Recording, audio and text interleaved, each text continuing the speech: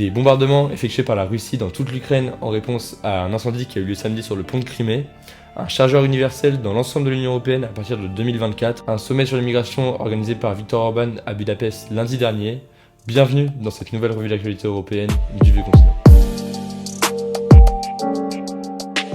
On commence cette revue de l'actualité européenne avec le thème de la guerre en Ukraine, parce qu'il y a eu une actualité brûlante ce matin même. Une vague de bombardements russes, 75 missiles au total ont été lancés selon Volodymyr Zelensky sur plusieurs villes ukrainiennes, qui a fait plusieurs morts ce lundi matin. Donc la capitale Kiev a été visée pour la première fois depuis le 26 juin, mais aussi plusieurs villes importantes de province, notamment la ville de Lviv, située complètement à l'ouest du pays, et donc très éloignée des combats. Volodymyr Zelensky a donc réagi à ces attaques en déclarant que la Russie essaie de détruire le pays et de les effacer de la surface de la Terre. Emmanuel Macron, dans un appel à Volodymyr Zelensky, lui a fait part de son extrême inquiétude. Et Berlin a annoncé dans la foulée la tenue d'un G7 exceptionnel pour répondre à ces attaques en présence de Volodymyr Zelensky. Et l'Union Européenne, quant à elle, a estimé que ces attaques s'apparentaient à des crimes de guerre. La Russie a expliqué que ces attaques sont des représailles à l'incendie qui a eu lieu sur le pont de Crimée samedi dans la journée. Incendie qui a été causé, selon la Russie toujours, par un camion piégé et qui avait donc fait 3 morts samedi après-midi. Cependant, un conseiller ukrainien de Volodymyr Zelensky avait répondu que le camion en question venait du front Est, c'est-à-dire venait de la Russie,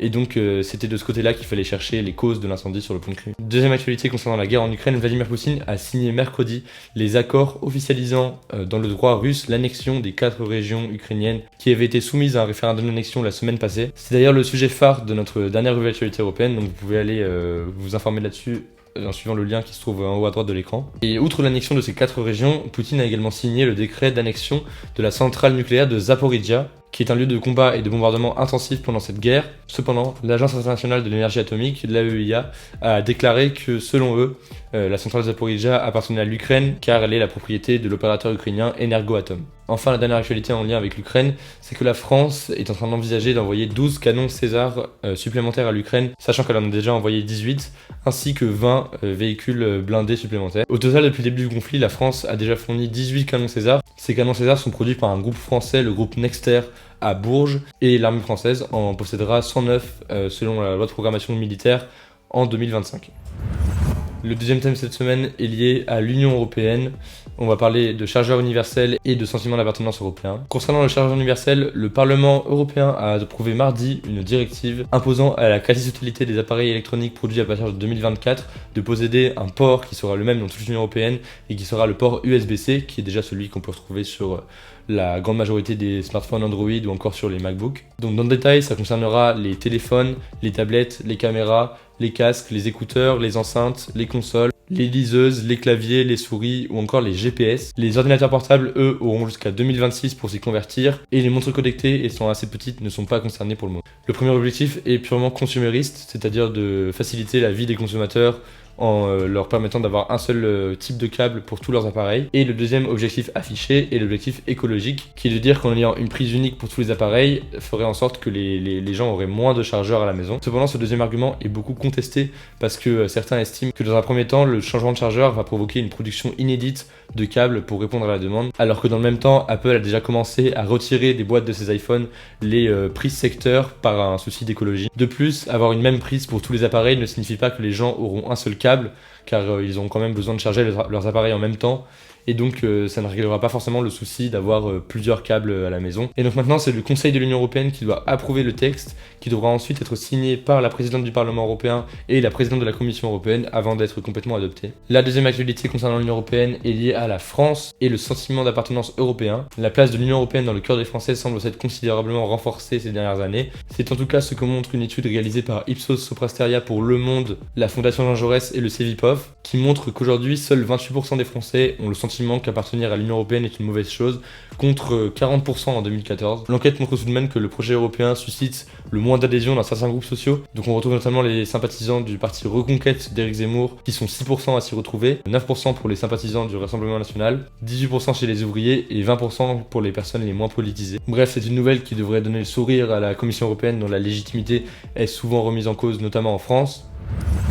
On passe maintenant au troisième thème de la revue d'actualité européenne qui concerne l'immigration, notamment en Hongrie et en Grèce cette semaine. En Hongrie, à Budapest, lundi dernier, Viktor Orban a organisé un sommet sur l'immigration en présence du Premier ministre autrichien conservateur Karl Nehammer et du président conservateur serbe Aleksandar Vučić. Et ce sommet a été motivé par la forte hausse des flux migratoires sur la route des Balkans observée depuis le début de l'année. L'Autriche, particulièrement inquiète de ce phénomène car elle est le premier pays d'enregistrement des demandes d'asile dans l'Union européenne, a annoncé une coopération renforcée avec ses voisins hongrois et serbes et a dénoncé l'échec de la politique d'asile de l'Union européenne, appelant la Commission européenne à renforcer leur politique commune d'expulsion. Viktor Orban a également soumis à nouveau l'idée d'installer des hotspots en dehors de l'Union européenne où les demandeurs d'asile devraient se rendre pour soumettre leurs demandes jusqu'à ce que celles-ci soient acceptées et qu'ils puissent donc se rendre sur le territoire de l'Union. En effet, selon Frontex, l'agence européenne de garde frontière, la route des Balkans, qui relie la Turquie à l'Europe de l'Ouest en passant par la Grèce ou la Bulgarie, les pays de l'ex-Yougoslavie puis la Hongrie, est actuellement la route migratoire la plus active en Europe avec plus de 86 000 passages illégaux observés depuis janvier. On part en Grèce pour notre deuxième actualité concernant l'immigration. Les mercredis 5 et jeudi 6 octobre dernier ont eu lieu deux tragédies car au moins 23 personnes sont mortes en mer dans le naufrage de deux bateaux de migrants à cause des violents vents et des vagues qui avaient lieu en Méditerranée à ce moment-là. Jeudi, le Premier ministre grec a donc fustigé les passeurs qui selon lui profitent de personnes désespérées et les envoient à la mort sur des embarcations qui ne sont pas capables de traverser la mer. Cependant, certaines ONG de défense des droits humains dénoncent toujours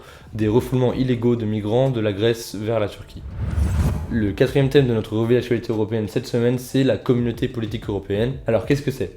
Rappelez-vous, le 9 mai dernier, Emmanuel Macron, lors de la Journée de l'Europe, avait évoqué l'idée de créer une communauté politique européenne. Il nous faut donc construire une nouvelle forme politique qui permet d'arrimer à l'Europe des États qui partagent ces valeurs qui sont dans cette géographie et de bâtir ensemble une coordination politique. Et 5 mois plus tard, ce jeudi 6 octobre, c'est chose faite. Les 44 membres de la communauté politique européenne se sont réunis à Prague. Mais alors concrètement, quel est l'objectif ? Eh bien, en substance, c'est de créer une alternative à l'adhésion à l'Union européenne pour les pays qui ne sont pas encore au niveau économiquement. Et donc ces pays n'intégreraient que l'aspect politique de l'organisation avant de voir leur économie mise à niveau pour intégrer complètement l'Union européenne. En effet, jusqu'à maintenant, les alternatives à l'Union européenne étaient uniquement économiques. On pouvait rejoindre l'espace économique européen ou bien signer des accords commerciaux avec l'Union européenne, comme c'est le cas pour l'Ukraine, le Royaume-Uni ou encore la Turquie. Ici donc le but est de rapprocher politiquement les États avant de les intégrer économiquement. Russie et Biélorussie n'avaient pas été invités et Volodymyr Zelensky, en raison des combats en Ukraine, n'a pas pu se rendre au premier sommet de cette CPE, mais il a tout de même ouvert les débats en visioconférence depuis Kiev avec son homologue tchèque. Josep Borrell, chef de la diplomatie européenne, a résumé ainsi l'ambition de la communauté politique européenne. Cette réunion est une tentative de trouver un nouvel ordre sans la Russie. Cela ne veut pas dire que nous voulons exclure la Russie pour toujours, mais cette Russie, la Russie de Poutine, n'a pas sa place. Fait marquant, Liz Truss, la première ministre du Royaume-Uni, a également pris la parole et cette réunion a permis un rapprochement franco-britannique car Emmanuel Macron et Liz Truss ont tous les deux prévu d'organiser un sommet franco-britannique en France l'année prochaine. Pour rappel, les relations entre Liz Truss et Emmanuel Macron étaient assez ambiguës ces dernières semaines et on a d'ailleurs fait une vidéo sur Liz Truss la semaine dernière où on parle des 5 faits marquants la concernant, notamment du coup sa relation ambiguë avec Emmanuel Macron.